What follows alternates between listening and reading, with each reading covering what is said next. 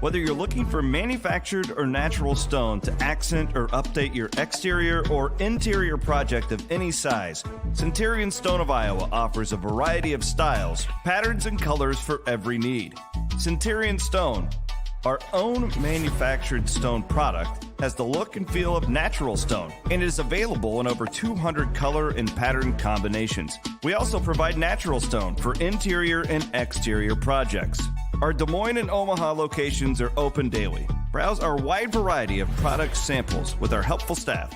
They'll answer any questions that you have. Check us out on the web at centurionstoneofiowa.com.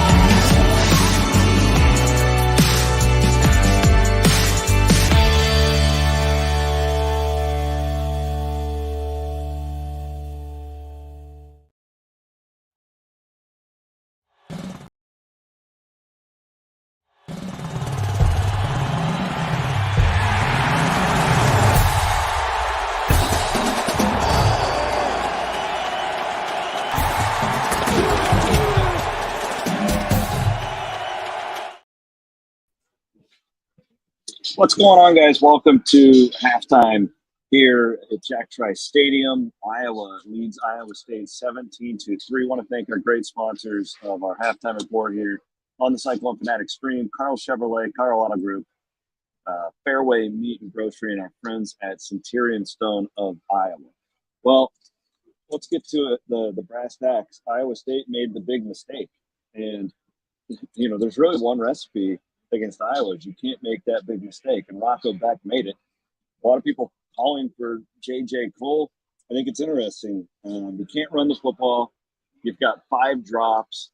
You are setting your young quarterback up for an absolute disaster against this University of Iowa defense, and that's what we saw on that very costly pick six as Iowa State trails 17-3. 3.4 yards per play right now for Iowa State, which cannot run the ball at 2.6 yards per carry.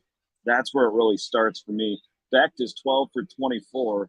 Again, 5 drops. He hasn't been great by any means, but I just don't know if J.J. Cole is going to be the answer in that. Let's talk about this. The game got off to a really bad start. Iowa State had a great drive. It was a really nice drive, that first one. Blocked field goal. What did we talk about all weekend leading up to this game? Special teams, margins, yada, yada, yada, went out the window with that blocked field goal. The no Gary Vaughn, I think, had a problem with the defense. I was really surprised that John Haycock took a full quarter to get aggressive against Cade McNamara, because when he did, boy, it's really paid off for Iowa State. They've been lights out really in the second quarter on. Very vanilla for Iowa State in those first couple of drives for Iowa as the Hawkeyes went up 14-0. Actually, it was 10-0, and then they got the pick six. So that was not on Iowa State's defense. I was surprised by that. I thought we would see a more aggressive Iowa State defense, specifically to come out and get after a dinged-up Cade McNamara. They didn't do it. And Iowa State paid. They really have spiced things up some. But again, Gary Vaughn, really the leader of that linebacking core, he hasn't been out there today. We didn't know about an injury with him going into this one, and it certainly impacted the Cyclones. But again, I'm just surprised they weren't more aggressive getting after him early. This is hardly on the defense. But, this offense really looks anemic out there. Can't run the football. Your guys like Jalen Noel, who are supposed to be he's got 2 drops. Carson Hansen has a drop. Iowa State got to a point, and I don't remember exactly where it was at this time in the game, but it was like 3rd and 9, and it's like I turned to my buddy Andrew Lugdeck and I said, what play do you call? If you're Iowa State right now, what play do you call? Do you have a 9-yard play in your arsenal at this point? I don't think you do. Not against this defense. So what do you do from here? You've got to even out. They get the Jeremiah Cooper got his third interception of the year. And what do? You lose 8 yards on a run, and then you throw the pick six. So how does Iowa State come back and win the game? You got to do something on special teams, and you got to force turnovers on defense. Because I don't have any faith that this offense is going to come through and lead Iowa State to a victory like you saw last year in Iowa City, even though it was an ugly game. It was a horrible game. 99-yard drive, crunch time. Can you see that happening today? I certainly cannot. The J.J. Cole thing's interesting because I could make a couple of arguments. One, yeah, like let's mix it up here and see, like, it can't hurt, right? That's one. But it's like I'm being a little protective of my freshman quarterback. I've seen Brock Purdy, starter in the NFL, lose his mind against this defense, right? And it's certainly possible that would happen with him too. And it's not exactly what I'm wanting here for Iowa State as we get this thing going in the second half. He just seemed really behind Rocco last week, and that was against Northern Iowa, not the University of Iowa. But we'll see. I don't think it's impossible that they bring him in, and maybe that's going to be the spark that they need. I see a lot of other problems with the offense right now. Matty Van Winkle. What's up, man?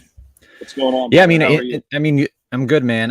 You look at Iowa's rushing too. I mean, they put up 80 yards, but 59 of those came on that Patterson run. So if you look at it, really, you take that away, that's what, 21 rushing yards for Iowa. And they're going to get the ball to start the second half. I like what you said. I mean, I think Iowa State's defense really shored up there, put the pressure on Cade there late, but I'm just really surprised. But you know what Kirk's going to go ahead. I'm just really surprised it took Iowa State an entire quarter to go after the quarterback. Yeah. And maybe it's because Vaughn was out. He wanted to feel him out a little bit more. Yeah.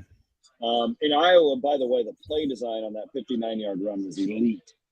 Yes. It was elite. 77 with the pull block. It was beautiful. So I'll give credit there.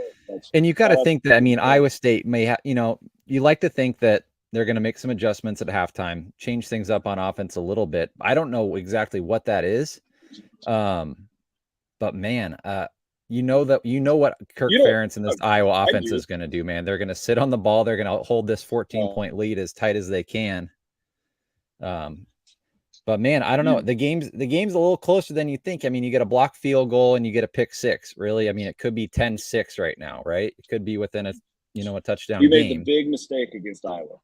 Yeah. Yes, you made the big mistake against Iowa. So one thing you can't do against this team. Yep. Right. Yep. And chances that Iowa State comes back and win this thing is really, really pretty slim at this point. Iowa, you got to score a touchdown early. You got to score. It's going to have to be through turnovers, or that's Iowa State's only chance. Because I just don't see this offense being able to move the ball consistently up and down the field. The first drive is really good, but again, that's the scripted part. Right, like that's where you kind of have your play design and all that stuff, and certainly and the drops, man. God, the drops. Well, they've had 5 drops in the first half. Iowa State receivers. Yeah. I mean, Jalen Knoll. I mean, we saw a few of those from him last year. A team captain coming into this season, you'd like to think that he'd clean those up a little bit, but man, back-to-back drops for him. Key drive. That block field goal is critical too, just to start the game, because you just play different when you're behind, right? You're tight, that everybody in the stadium got that. Here we go again with the special teams. Yeah, I was watching the replay on that. Go ahead. Kenny says you got to have faith. I think our offense will wake up. God bless you, Kenny. You're a better man than me. Well, what is the offensive? What's the offensive game plan in the second half, though? Well, you can't run and you can't catch the ball. Right. And we were texting. You and I were texting in the first half. It's like, I was literally going to say we need an interception or something, get us in good field position. Well, they get the Cooper pick and they throw a pick six right away. It's like you really need those turnovers to happen in Iowa territory. Yeah, and they lost them 8 yards on the run before them. Negative plays. Like if Iowa State gets behind the sticks, they have no chance. No chance against this team. No. So they're going to need to break off a big play, but how often does that happen? For positivity. I hope that's not what we're doing here, guys. Mm-hmm. Sorry.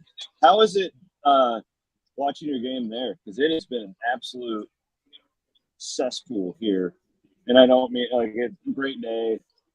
The traffic. I think there were some bad wrecks. Like my dad, it took my dad 3 hours to go 3 miles.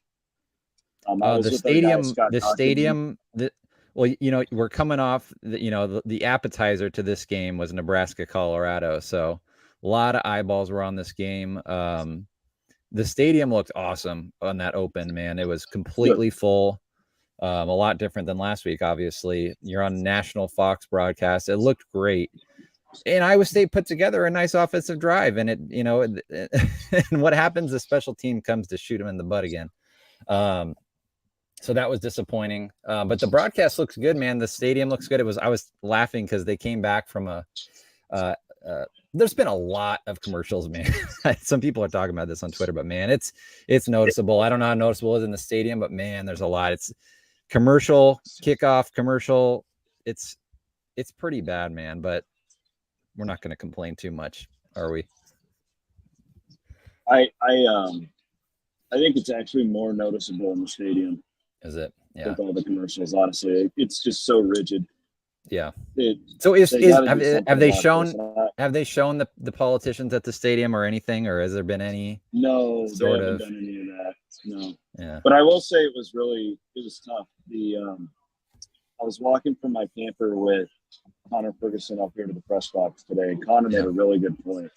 There were like Donald Trump mascots. There were. A kid just walked up to my camper in a "Let's Go Brandon" shirt earlier today, and it's just Connor made a really good point. He's like, I don't think I've ever seen a political thing at Jack Trice Stadium until today. In everywhere you look, and it really puts a damper on things having these politicians here. That I get why they're here, and Iowa State can't really do anything about it. They have the right to come, just like any other normal citizen does, but. Hasn't been great. Good tweet from Jeff Woody, our guy. Yeah, Jeff Woody. Nice tweet here.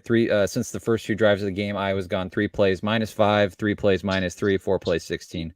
So that kind of speaks to what you were saying about John Haycock really putting that pressure on. Iowa's been put in some tough field positions. Man, you got to take advantage though when you get those stops. It's a great stat. It's a good stat. It's not surprising. I don't think that Iowa's going to give you those opportunities. They'll on 3rd and 7, they're just going to be comfortable punting in the second half. The offense is going to have to do something. We'll see. Crazier things have happened. A lot of people watching in 2002 didn't think it would be a comeback. Probably going to need a defensive score. So Iowa's going to need to make a mistake here for Iowa State to get it close, but we'll see, man. We'll talk to you soon. Okay. Love you, Maddie. Thanks for helping out, buddy. Appreciate you. You guys are the best. Thank you so much for watching. Hopefully you can enjoy the second half just a little bit. Appreciate you. I'll be right here right after the game. Thanks to our sponsors, Carl Auto Group, Fairway Meat and Grocery, and Centurion Stone of Iowa. Talk to you guys soon. Later.